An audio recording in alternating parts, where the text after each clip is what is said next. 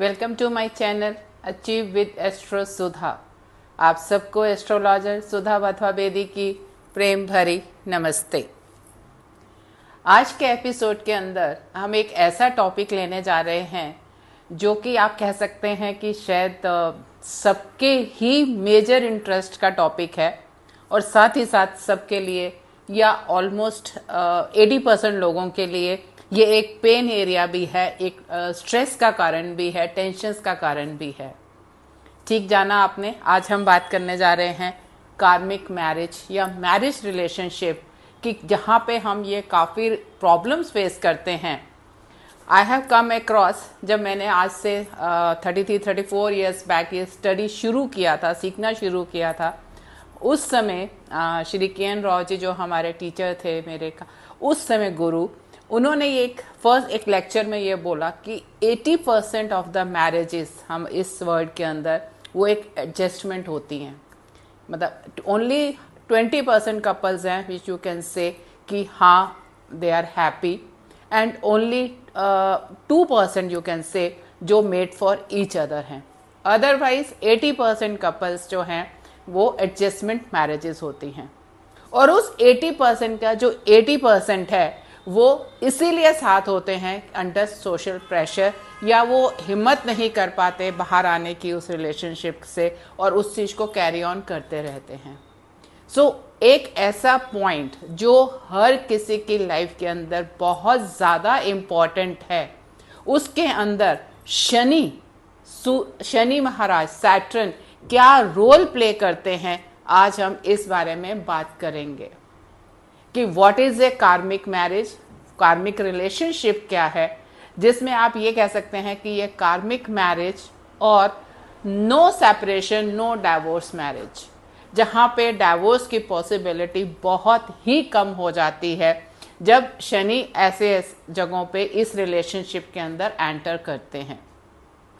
अब आप जानते हैं, हम अपने बहुत से एपिसोड्स के अंदर इस चीज़ को बार बार बात कर चुके हैं कि जो शनि हैं वो न्याय के देवता हैं और आपके हर एक्शन, आज का भी और जो आप पिछले कर्मों से करके आए हैं, उसका जो अकाउंट्स है वो आपको यहाँ पे आके क्लियर करने हैं। एंड व्हेन, जैसे आपको मैं अपने कई एपिसोड्स में बताया कि ये जो हाउस है 7th, ये आपका हाउस है मैरिज का, स्पाउस का।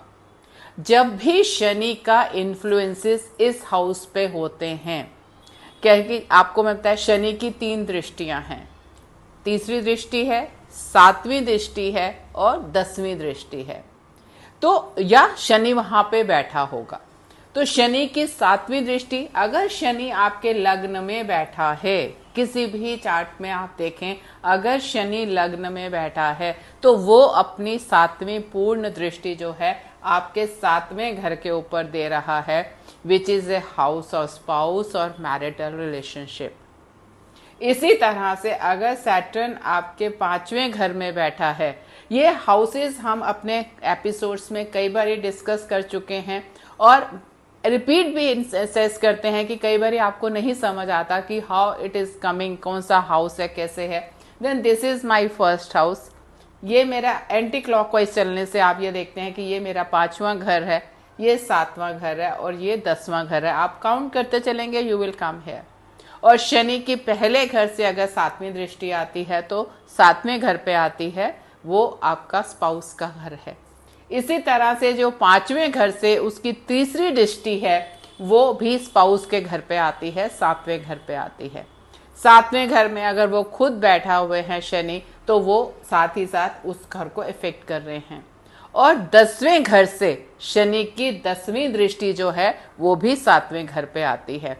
आपके सामने मैंने एक चार्ट बना के रखा है और शनि को अलग अलग जगह पे लगन में, 5वें में, 7वें में और 10वें घर में बिठाया है, जहां से आप ये देख सकते हैं कि ये 7वें घर को इफेक्ट करते हैं। यहाँ पे ये स्पाउस के हाउस को, मैरिज के हाउस को आपके इफेक्ट कर रहे हैं।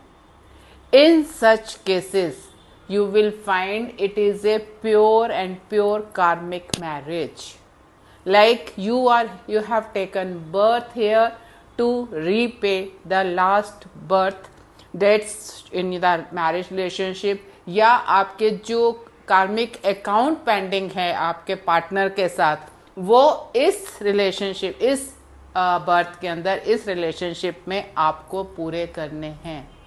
You have to take more responsibilities and you will be paying more to your partner। तो ये जब कंडीशंस आगे होने लगती हैं, उस केस के अंदर, इस सिचुएशन में आपकी जो मैरिज है, जब सैटर्न आपके स्पाउस के हाउस को पूरी तरह से एस्पेक्ट करती है, इट बिकम्स ए प्योर कार्मिक मैरिज। नाउ कमिंग कि अगर ये इस तरह की मैरिज है, कार्मिक रिलेशनशिप है, then why I said in the beginning it is a no separation or a no divorce marriage। क्योंकि सैटर्न का काम है, it can delay but it never denies, and when it is affecting your 7th house, उसने आपको सिखाना है, उसने आपको लेसन्स देने हैं लाइफ के उस एरिया के अंदर जहां पर ये प्लेस्ड है। So it is destined to give you that relation, उसने वहां देना है, उससे बाहर नहीं होने देना, क्योंकि if you are out from that area you are not going to learn the things. So उसकी प्रेजेंस और aspect on the 7th house makes assures कि आपको उस रिलेशनशिप में रहना है और सीखना है कि आप कैसे उसको रिलेशनशिप को आगे चलाएंगे अच्छे से।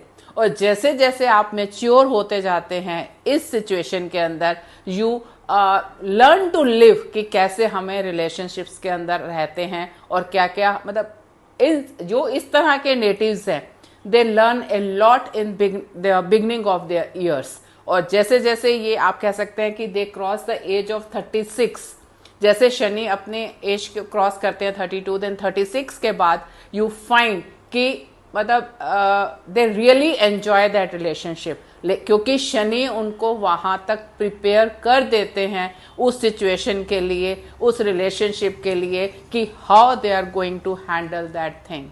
तो इसीलिए दिस रिलेशन, अगर शनि का इफेक्ट आपके 7th हाउस के ऊपर डायरेक्ट है या वहां बैठा है, देन रेस्ट एश्योर कि ये कार्मिक मैरिज है and it is a no divorce, no separation marriage. अगर आपको ये चैनल पसंद आया हो तो इसे सब्सक्राइब करें, लाइक करें एंड शेयर करें। आपका दिन शुभ हो। धन्यवाद।